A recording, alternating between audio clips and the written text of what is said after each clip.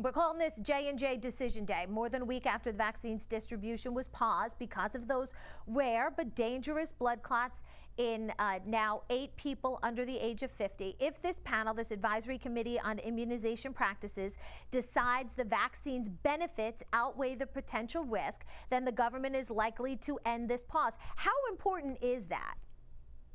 Well, it's crucial on multiple levels, Elizabeth. So, it's really, really important to know about potential side effects like the clotting we've seen.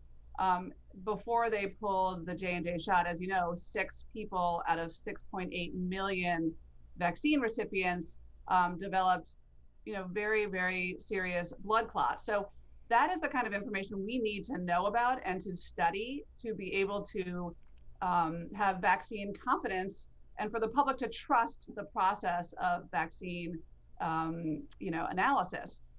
However, we also need to realize that in context, the risk of these blood clots is very, very rare.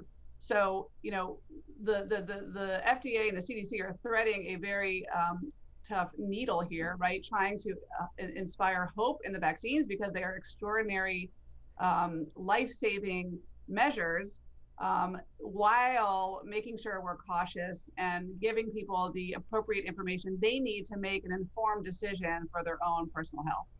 And we do want to mention in Oregon, the health authorities there did report there was a death that they're now investigating possible connection between the Johnson & Johnson vaccine. The woman who died was in her 50s and did have those symptoms consistent with blood clotting cases. And is this a case of, someone talking to their primary care physician ahead of getting a vaccine if you have, any issues with clotting?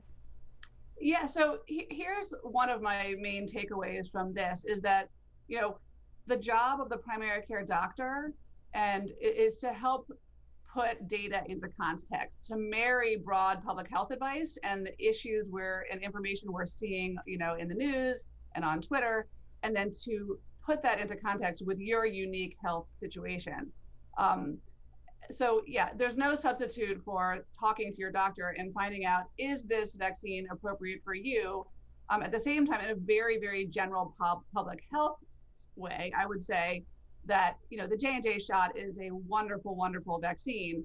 It's particularly wonderful because it's a one and done shot. And, the adenovirus vector vaccines like the J&J and AstraZeneca shots have been well studied for a long, long time.